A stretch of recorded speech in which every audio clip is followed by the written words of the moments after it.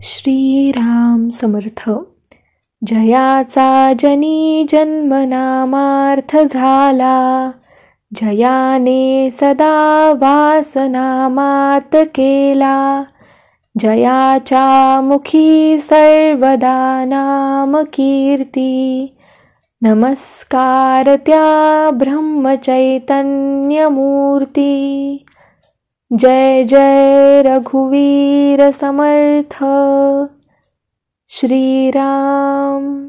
परमपूज्य प्राध्यापक के.व्ही. बेलसरे लिखित श्री ब्रह्मचैतन्य गोंदवलेकर महाराज चरित्र आणि वाङ्मय या पुस्तकातील पुढील वृत्तांत.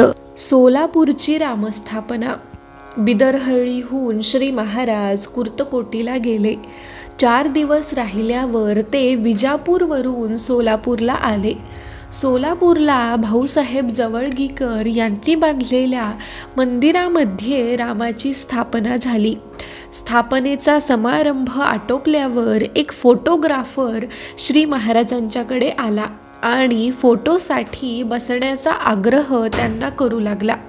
श्री महाराज त्याला बोलले, काढलेल्या फोटोवर चांगले पैसे मिळावे अशी तुझी इच्छा असेल तर मी सांगतो ते ऐक. आज फोटो काढू नकोस, पुढे बघू. पण तो कबूल करेना आणि भाऊसाहेब केतकर म्हणाले, आपल्याला पुन्हा वेळ होईल की नाही याची शंका आहे. आपण आजच फोटोला बसावे. बरे म्हणून श्री महाराज फोटोला बसले.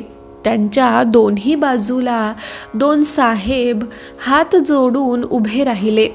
त्याने फोटो काढला आणि घरी जाऊन काच धुवून पाहिली तर त्यामध्ये दोन्ही बाजूचे साहेब तेवढे आले, पण श्री महाराजांची प्रतिमा न येता मधली जागा रिकामीच राहिली.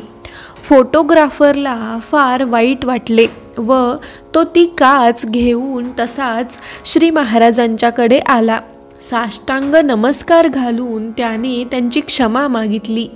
तेव्हा दुसऱ्या दिवशी फोटोला पुन्हा बसण्याचे आश्वासन श्री महाराजांनी त्याला दिले. ह्या दुसऱ्या दिवशी घेतलेला फोटोच पुढे फार प्रसिद्धीस आला. पुढे आहे बडव्यांचा तंटा तोडला. सोलापूरहून श्री महाराज कुर्डुवाडीला गेले. तेथे 2 दिवस मुक्काम झाल्यावर तिसरे दिवशी एकाएकी पंढरपूरला जाण्यासाठी ते निघाले.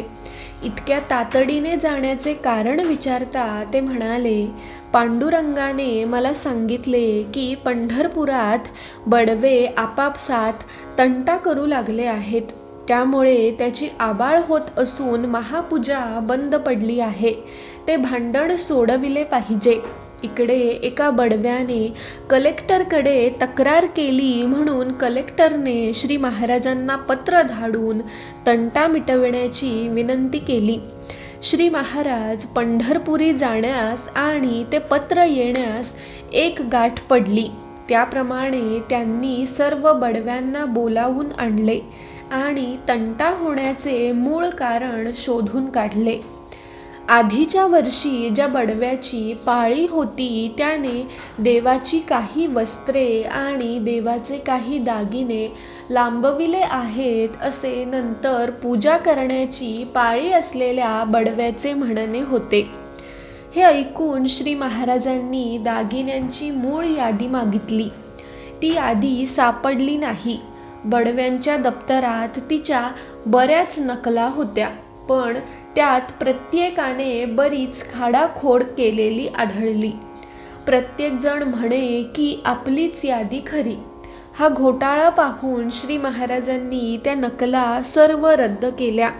आपल्यासमोर देवाच्या वस्त्रांची, दागिन्यांची व भांड्यांची मोजदाद करून नवीन यादी तयार केली. तिच्यावर सर्व बडव्यांच्या सह्या घेतल्या आणि त्यांच्या नकला करून त्यावर आपण सह्या केल्या. सर्वांना प्रेमाने वागण्यास सांगून त्यांनी त्यांचा तंटा मोडला व तसे कलेक्टरला कळविले. पुढे काही दिवस ते पंढरपूरलाच राहिले. पुढे आहे पुण्याचा मुक्काम. पंढरपुराहून सरळ गोंदवल्यास न जाता श्री महाराज पुण्यास गेले. तेथे सर्व मंडळींशी भेट घेऊन प्रत्येकास नामाचा आधार न सोडण्याविषयी बजावून सांगितले. गणपतराव दामले यांच्या घरी आले असता श्री महाराजांनी बारामतीच्या पूर्णानंद स्वामींचा फोटो सहज पाहिला. तो पाहून त्यांनी विचारले, गणपतराव यांचे वय काय असेल सांगा बरे. गणपतराव बोलले, 70-75 असेल.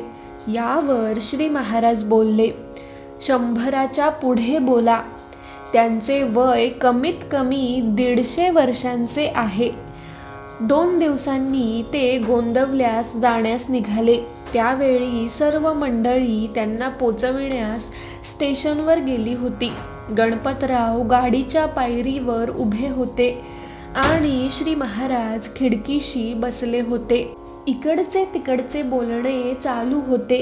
इतक्यात गाडी चालू झाली.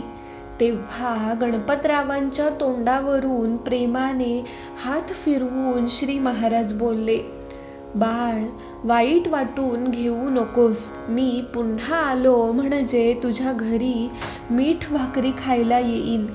गणपतरावांनी आपले डोळे पुसले व ते खाली उतरले.